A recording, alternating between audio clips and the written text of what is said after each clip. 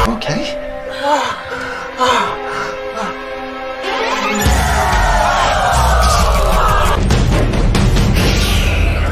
कहानी की शुरुआत होती है और हम एक आदमी को देखते हैं जिसका नाम कार्नेलियस है, जो एक मुर्दा घर में आया है। वहाँ पर कई डेड बॉडी हैं। तभी कार्नेलियस एक लड़की की डेड बॉडी को देखता है, जिसे देखकर उसकी हवस जाग जाती है और वो उस डेड बॉडी के साथ संभोग करने लगता है। मगर इसके कुछ समय बाद ही वो दर्द से चिल्लाने लगता है, क्योंकि उसकी बॉडी से खून बह रहा था। अब सीन यहीं पर कट होता है और अगले सीन में हम एक लेडी को देखते हैं जो कि कार्नेलियस की वाइफ थी। वो कुछ खाना बना रही थी। तभी वो लेडी अपने हस्बैंड को खाने के लिए बुलाती है, मगर कार्नेलियस बाहर नहीं आता। इस पर वो लेडी खुद ही उसके कमरे में चली जाती है और वहाँ वो देखती है कि कार्नेलियस अपने बेड पर बच्चों की तरह पेशाब कर रहा था। इसी बीच वो अपनी वाइफ पर भी पेशाब करने लगता है और उस पर अटैक करके उसका जानवरों की तरह रेप करता है। इसी बीच हम ये भी देखते हैं कि कार्नेलियस का फेस एक ज़ॉम्बी की तरह दिखने लगा था, मगर वो लेडी किसी तरह चाकू से अटैक करके कार्नेलियस से बच जाती है और कार्नेलियस वहीं पर गिर जाता है। जब वो लेडी उसे चेक करने आगे बढ़ती है तो कार्नेलियस उस लेडी के प्राइवेट पार्ट में हाथ डालकर उसका मांस निकालकर खाने लगता है, जिसकी वजह से उस लेडी की मौत हो जाती है। इसके बाद कार्नेलियस उस घर से बाहर चला जाता है। इसके बाद हम एक गाड़ी को देखते हैं जो रास्ते में जा रही थी। तभी अचानक गाड़ी के सामने कोई आ जाता है और गाड़ी का बैलेंस बिगड़ने की वजह से उसका एक्सीडेंट हो जाता है। इस गाड़ी में दो लोग थे। एक कहता है कि शायद कोई जंगली जानवर होगा, तो दूसरा कहता है कि मुझे तो कोई इंसान लग रहा था। इसके बाद हम कार्नेलियस को देखते हैं जिसकी हालत अब और भी भयानक हो चुकी थी। तभी ये लोग अपनी गाड़ी को रिवर्स लेते हैं, जिससे कार्नेलियस इनकी गाड़ी में गिर जाता है। इस बात का इन लोगों को कोई भी अंदाजा नहीं था। इसके बाद हम एक क्लास को देखते हैं जहाँ एक टीचर कुछ स्टूडेंट को पढ़ा रही थी। तभी वहाँ एक गाड़ी आकर रुकती है जिसमें डिक नाम का एक लड़का था। वो पॉम नाम की एक लड़की को बाहर बुलाता है। इस पर पॉम टीचर से वॉशरूम का बहाना बनाकर डिक के साथ चली जाती है। दरअसल ये दोनों गर्लफ्रेंड बॉयफ्रेंड हैं। इसके बाद अगले सीन में हम एक पोस्टमैन को देखते हैं जो डब्बे के बाहर पड़े लेटर्स को कार्नेलियस के घर पहुंचाने जाता है, मगर वहाँ उसे कोई भी नहीं दिखता। जब पोस्टमैन दरवाजे से अंदर झांक रहा था तो कोई अंदर से उस पर अटैक करके उसे जान से मार देता है। ये देखने में बहुत ही ज्यादा भयानक था। इस पोस्टमैन को जिसने मारा था वो कोई और नहीं बल्कि कार्नेलियस की वाइफ थी, जो अब इस घर से बाहर निकलकर जंगल की तरफ जाने लगती है। वहीं दूसरी तरफ हम डिक और पॉम को देखते हैं जो एक फ्यूल स्टेशन पर पहुंचते हैं। जहां डिक फ्यूल भरवाने लगता है तो पॉम फ्रेश होने के लिए स्टेशन के ऑनर से चाबी मांगती है, जो एक ओल्ड लेडी थी। इसके बाद वहां पर दो और लोग भी आ जाते हैं जिनका लास्ट नाइट एक्सीडेंट हुआ था। इनमें से एक आदमी अंदर जाता है और कुछ बियर की बोतल चुराने लगता है। तभी दूसरी तरफ हम डिक और पॉम को वहां से जाते हुए देखते हैं। इधर जब उस ओल्ड लेडी को ये पता चलता है कि उस आदमी ने उसकी स्टोर से कुछ चुराया है तो वो उसके पीछे जाती है, मगर तब तक ये दोनों वहां से जा चुके थे। इसके बाद कार्नेलियस वहां आ जाता है और वॉशरूम में जाकर मूतने लगता है, मगर पेशाब की जगह उसके खून निकल रहा था। ये देखकर कार्नेलियस बाहर आता है और जंगल की तरफ चला जाता है। इसके बाद हम कुछ फ्रेंड्स को देखते हैं जो वीकेंड मनाने जा रहे थे। ये लोग उसी फ्यूल स्टेशन पर रुकते हैं। इसके बाद क्रिस्टन नाम की एक लड़की उस ओल्ड लेडी से वॉशरूम की चाबी मांगती है। ये सुनकर वो ओल्ड लेडी भड़क जाती है और क्रिस्टन से कहती है कि तुम अपने पीरियड ब्लड से वॉशरूम को गंदा मत करना, क्योंकि तुमसे पहले जो लड़की यहाँ पर आई थी उसने ऐसा ही किया था। ये सुनकर क्रिस्टन को बहुत अजीब लगता है और वहाँ से वो वॉशरूम को चली जाती है। वॉशरूम में क्रिस्टन देखती है कि वहाँ बहुत सारा ब्लड फैला हुआ था, मगर मजबूरी में क्रिस्टन को वहाँ पर बैठकर फ्रेश होना पड़ता है। इसके बाद हम उसी ओल्ड लेडी को देखते हैं जो फ्यूल स्टेशन की ऑनर थी। तभी वहाँ उसे एक कैन दिखती है। जब वो उसे उठाने जाती है तो वही पोस्टमैन उसके पीछे खड़ा था, जो अब एक ज़ॉम्बी बन चुका था। दरअसल ये लोग एक इन्फेक्टेड वायरस के शिकार हो चुके थे।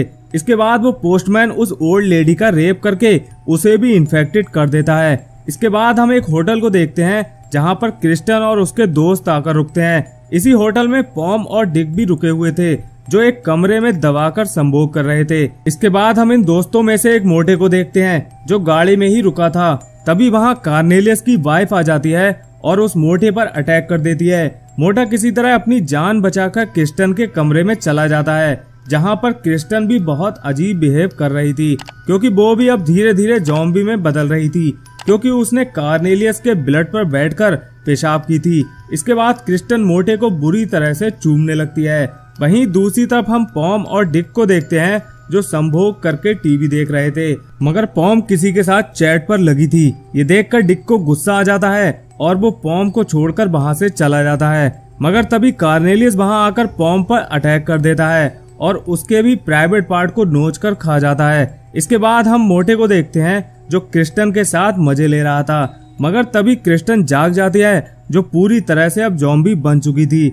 वो मोटे पर अटैक करके उसे भी मार देती है। इसके बाद हम एक लड़के को देखते हैं, जो अपने कमरे में आता है। उसके कमरे की सभी लाइटें बंद थी, तो वो अपनी गर्लफ्रेंड के साथ संभोग करने लगता है, मगर तभी उसे एहसास होता है कि उसका औजार बाहर नहीं निकल रहा था। वो लड़का जब लाइट खोलकर देखता है, तब उसे पता चलता है कि जिसके साथ वो संभोग कर रहा है वो उसकी गर्लफ्रेंड नहीं, बल्कि वो मोटा आदमी है, जिसे क्रिस्टन ने काट लिया था। इसके बाद वहाँ पर वो ओल्ड लेडी आ जाती है और उस लड़के पर अटैक करती है, मगर वो लड़का एक बल्ब से उस ओल्ड लेडी पर अटैक करके उसे करंट लगा देता है, जिससे वो ओल्ड लेडी बेहोश हो जाती है।